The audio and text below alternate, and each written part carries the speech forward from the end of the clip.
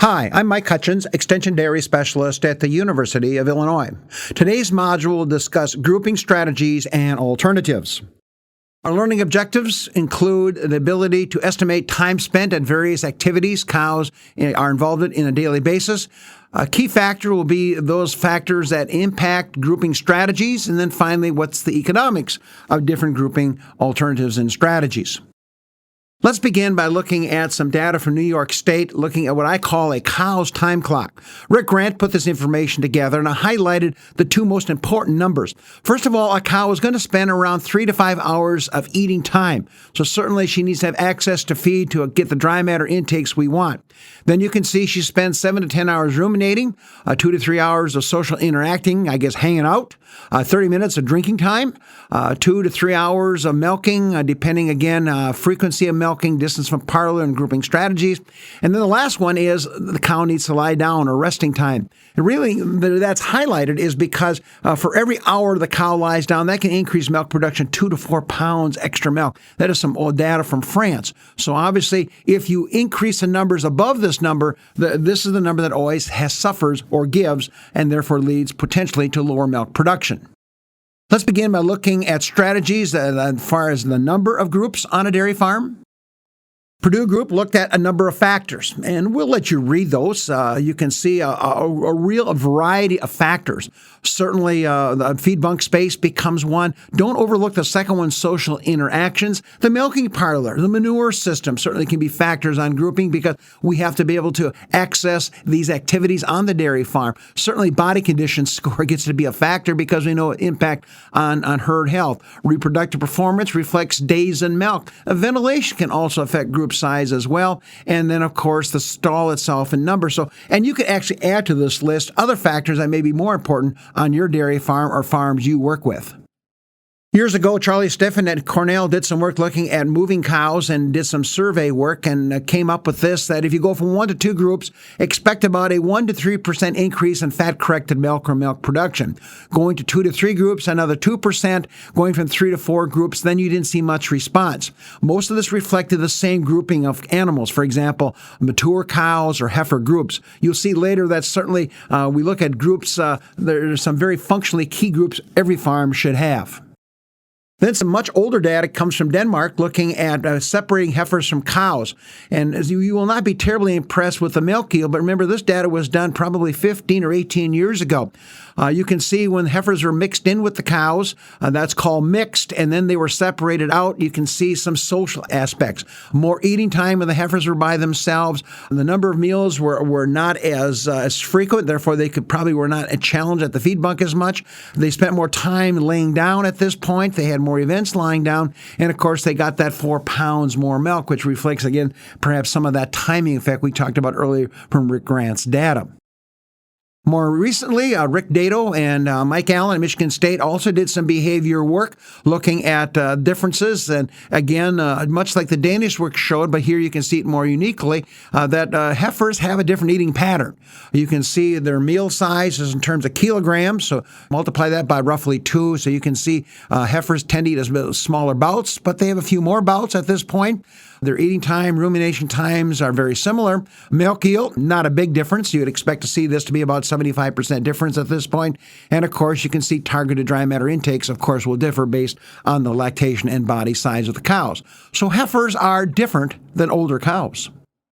Next, we go back to New York and looked at bunk spacing, kind of saying how much space do we have. These numbers are some research data done at the Minard Institute. You can see when you have 8 to 10 inches, cows eat less time and they eat less dry matter. So that's probably too short. You can see when we go up to about 20 inches, 8 to 19 inches, there's still some competitive behavior they monitored on the farm and had some variable impact on dry matter intake per cow. We got over 20 inches. It appears that we were in good shape in terms of no measurable effects at this point. However, you're going to see we're going to recommend numbers a little bit higher than this. We're going to recommend 30 inches here a bit later. Then we also looked at another different study from an ag engineer at Cornell looking at overcrowding. Very controversial. Here you can see at 30% overcrowding, expected 3 to 6% decline in dry matter intake. That should translate into lots of milk. You can also see at feeding time, if cows were not crowded, there were more cows actually eating compared to when the cows were crowded. And of course, it also impacts rumination time. You can see when the cows are crowded, there is more or less rumination going on. Our guideline number is about 10% overcrowding in higher production groups. You can probably go to the 30% number at low production groups. Heifers should be 0. So certainly this overcrowding is very controversial, and most farmers, managers will argue with me on this, but that's our guideline. 0 for heifers, 10% for higher production groups, and 20 to 30% on tail-end groups of cows. Another important factor to consider is brand new data coming from Michigan State called the HOT theory. HOT stands for a fairly technical term, hepatic oxidation theory. In other words, what is the metabolism of the cow actually telling us? Dr. Mike Allen has championed this, and he has lots of good data to support this. His argument is that metabolically, groupings and cows are different. High cows, he indicates, the thing that limits dry matter intake is gut fill. That's why you keep the NDF numbers down. These cows have a high demand for glucose, primarily because of higher amounts of lactose being secreted in the milk. They are very low in insulin sensitivity, which changes the metabolism of how they handle glucose loading on these cows. And of course, they respond very well to BST, having very higher levels of natural BST, and of course, respond to BST when it's injected at the recombinant form. Contrast that to the low cows. Basically, limits dry matter intake there is fermentability. In other words, rations that have lots of starch will limit dry matter intake more quickly in those cows. Their glucose needs are lower as a result. Insulin sensitivity is higher, which means it's going to drive some of that glucose into fat resources, leading to fat cow risks. And of course, they have a lower natural level of BST in their circulation system. We then look at Dr. Allen's strategies of how does the HOT theory then hit or work into the feeding program. And there's no big surprises here for our listeners. You can see that we would have a higher concentrate ratio because we're trying to get since dry matter is in fill factors are limiting, we want the highest quality of digestible NDF forages going to our cows. That probably reflects more of the corn silages and high quality forages. We want starch that's fairly fermentable to drive that rumen. A fat response should be good, adding fat to the feeding program to get energy intake, and the road of high fibrous byproduct feeds probably would be lower because of the fill factor. You can see just about the reciprocal of that on the other side of the equation. Lower producing cows, we go to higher forage intakes. We could use some lower quality forages if we had them on the farm and had to use them. We don't need to run the starch levels or the fermentation rates of the starch quite as high. Probably don't need to fat to those cows, and a beautiful place to put some of our byproduct feeds such as soy hulls and corn gluten feeds and products like that. So again, another strategy to say a reason why we might certainly look at a high versus low grouping on dairy farms. Let's then look at some grouping strategies. These are pretty much my biases. So again, change the numbers to make them fit your situation. We're going to look at a smaller herd size. So grouping, I used 500 cows or less. You may want to make that 300. You may want to make that 700. These would be my groupings. A high mature group grouping. This would be one lactation. We're going to count the lactation or rations here as well. You can see, so this might be balanced for 80 or 90 pounds of milk, and I'd expect about 40% of my cows to be in this group. My first lactation group would get that same ration, balanced for that same target level of milk, 80 pounds of milk. I'd expect 35% of my cows in this group here. The low group, some of you may want to call that the tail end group or the fat group. Here's a new ration, reflecting some of Mike Allen's guidelines, and maybe balanced for 55 pounds of milk.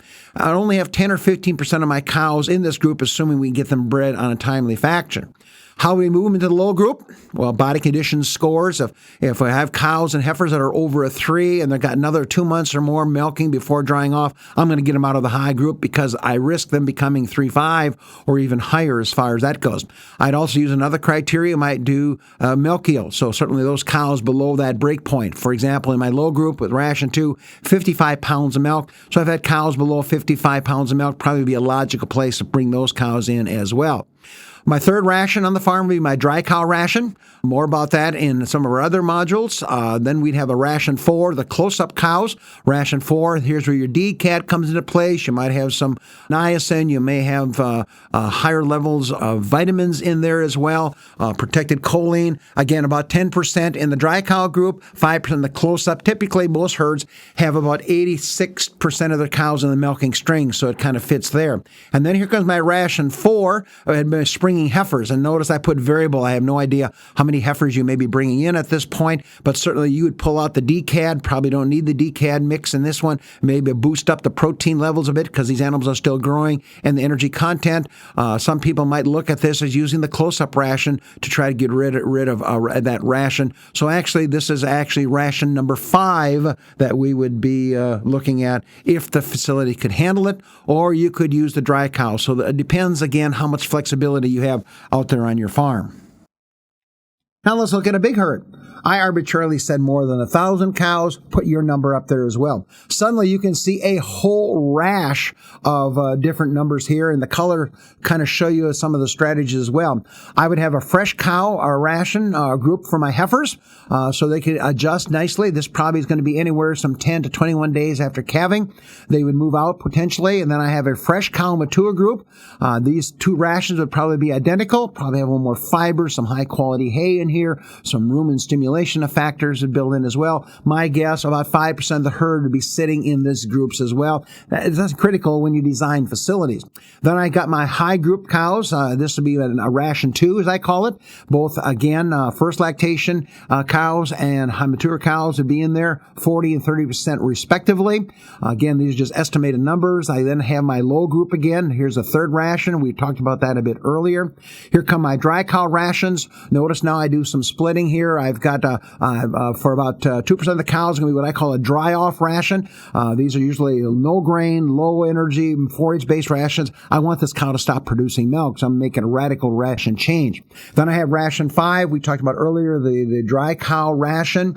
Then we got the thin dry cow ration, working very well in some farms I work with, in which you take ration 5 and boost it with maybe 4 to 6 pounds of corn. And these cows will really pick up body condition to get them back, because farmers may be thin because of metabolic problems. They may have had some health challenges. They may have worked very, very hard. There may be some lameness or locomotion scores that would all contribute to these thin cows that never can catch up in the lactation. Then I have a springing group we talked about earlier, ration 6. And then, of course, I would have my close-up ration, dry cows and heifers. This would be ration 7. That could be another ration 8 if you want, if you were big enough and you want to take out, for example, some of the DCAT products and stuff like that. So suddenly you can see a lot more potential groups on a farm. And, of course, if it's a big enough farm, then I may have 2 to 4 groups of mature cows. I may have 2 or 3 groups of first lactation heifers. So certainly the numbers can get very big. One farm I work with has 18 different groups. Now, they don't make 18 different rations, but they have 18 different groups, and the milking parlor is dictating the numbers. Certainly, one of the questions and concerns is, what about moving cows between groups then? Farmers say, well, Mike, they may drop in milk production. Let's look at some of the data. Perhaps one of the key data come from the Canadian co-workers up in the British Columbia, University of British Columbia. They did a study, and you can see the format here. They looked at 4 pens, mid-lactation cows. I think that's important. Mid-lactation cows might be different than, say, early lactation cows. And they looked at monitoring and changes over a 3-day period. You can see the definitions in terms of milk production. Very good high-producing cows, mature cows at this stage of the game. And they monitor this, and they would add 1 more cow to the pen. So basically, they would add a cow to the pen, and then you can see their feeding frequencies and their layout. So that was their experimental design. Here's what happened. The cows dropped 8 pounds of milk the day of change, and they would recover in the first 3 days. Behavioral-wise, they do a lot of work on that. 15 minutes less eating time. You can see displacements, meaning cow challenges would occur on the day of moving.